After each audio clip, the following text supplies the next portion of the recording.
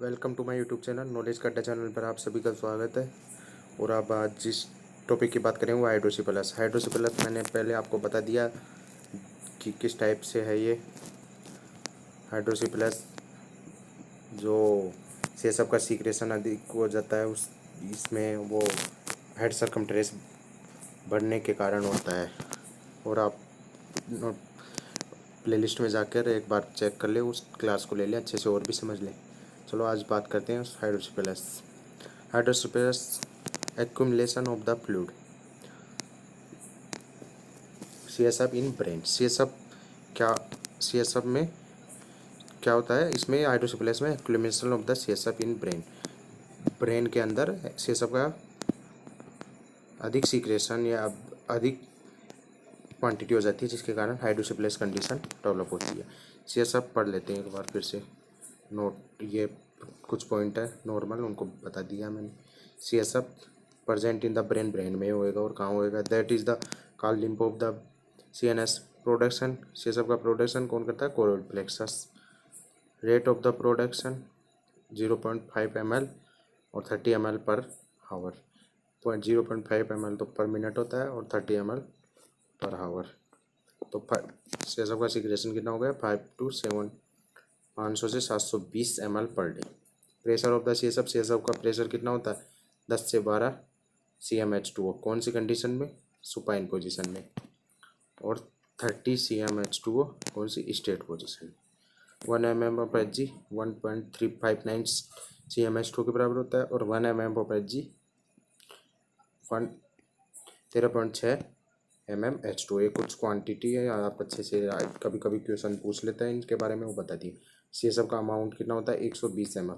अब कोई बच्चा पूछेगा कि 120 ml हो रहा है, लेकिन इसकी मात्रा पर मिनट ये 120 ही कैसे है, ये पर हाफ मिनट तो 0.5 ml सिगरेट हो रहा है, पर आवर ही बहुत ज़्यादा हो रहा है। तो इसकी क्वांटिटी इतनी कैसे है, पर डे में तो बहुत ज़्यादा सिगरेट होगा ही।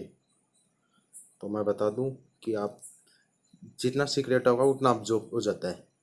अब ऐसी बात है, अब 2 टंकियाँ लो, उनमें दोनों में 1000 लीटर, एक में 1000 लीटर पानी है और दूसरी में चला जाएगा, फिर नीचे दोनों का कनेक्शन है तो सिगरेट हो रहा है। मात्रा तो उतनी है ना, 1000 ml, वो उसमें सिगरेट हो गया उसमें जा रहा है। अभी इतना ऐसे थोड़ी हो रहा है, उसमें जा रहा है 1000 ml बढ़ गया, फिर उसमें से आ गया 1000। क्वांटिटी तो सेम ही है ना, उसमें 1000 ही रहेगा।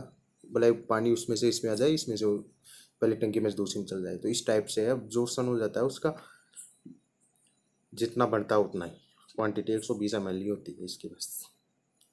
अब कंफ्यूज थोड़े होगी, कमेंट करके बता देना अब भी कोई कंफ्यूज हो तो।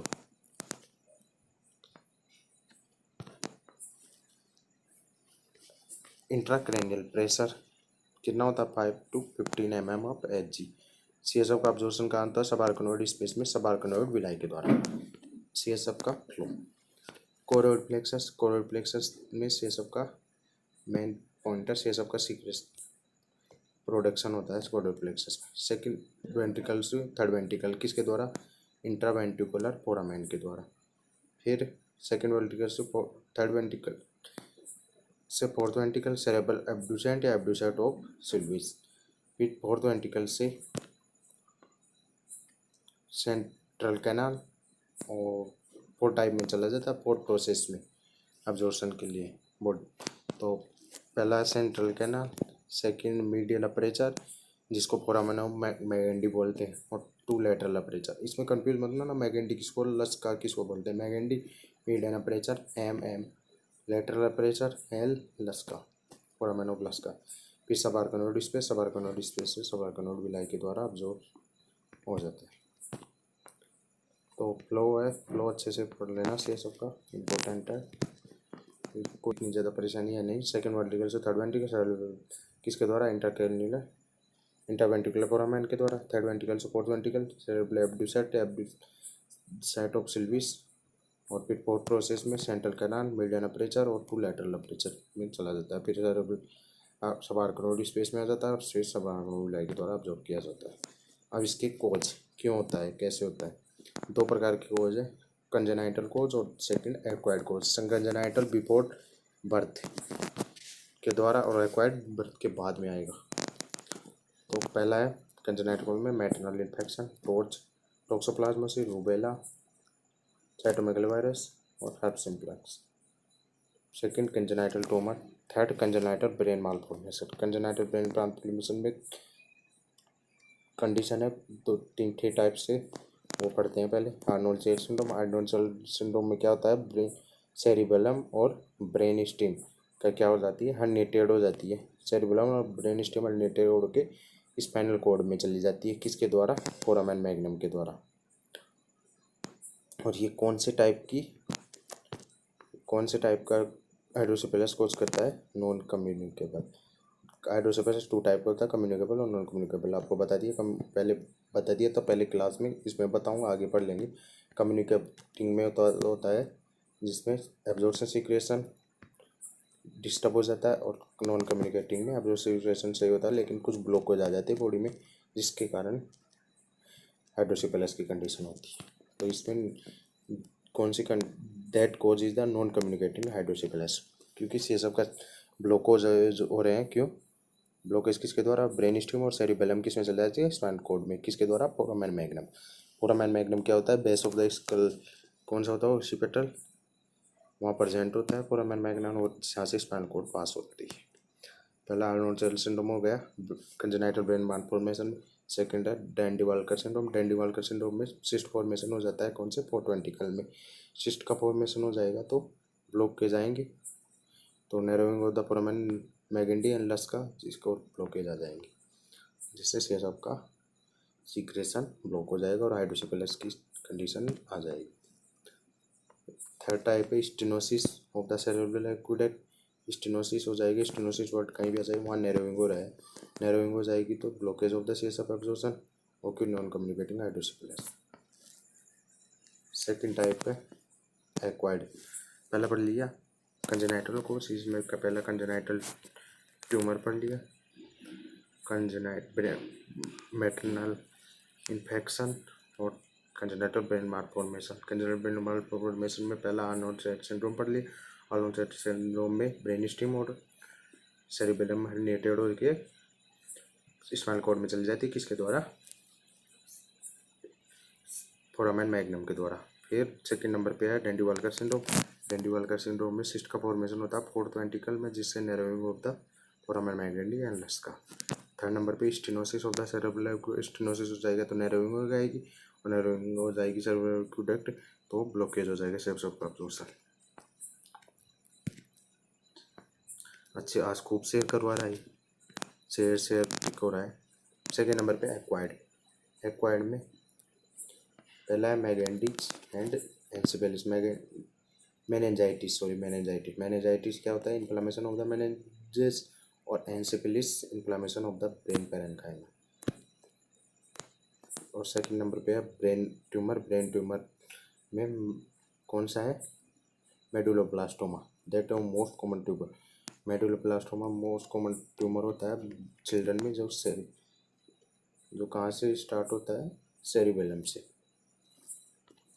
और थर्ड टाइप है ब्रेन इंजरी। तो ये कोज हो गए कौन से, कंजेनाइटल और एक्वायर्ड। एक्वायर्ड में 3 टाइप, कंजेनाइटल में 3 टाइप थे, एक्वायर्ड में 3 टाइप थे। पढ़ लिए अच्छे से, कोई प्रॉब्लम आएगी नहीं, आए तो एक बार और कमेंट करके बता देना, अच्छे से एक बार और क्लास ले लेंगे। व्हाट्सअप नंबर है, वहाँ से कॉल कर लेना, और कितनी सुविधा दूँ पढ़ो, लेकिन आप।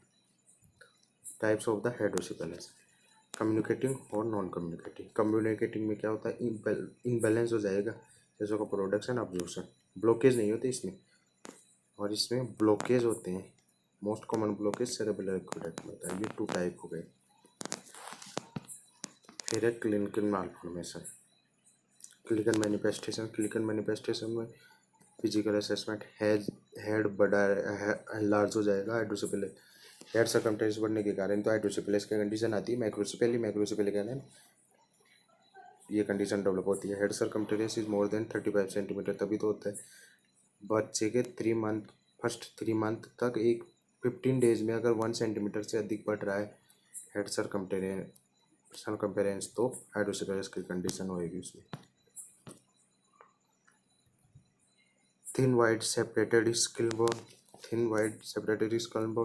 Skull bone produce a cracked port sound. सबसे मेन सा है ना मैकनाउ साउंड। क्या होता है इसमें, स्कल बोन क्या प्रोड्यूस करती है, क्रैक्ड सपोर्ट साउंड, मटका टूटता है ना उस टाइप की आवाज़ आती है स्कल बोन।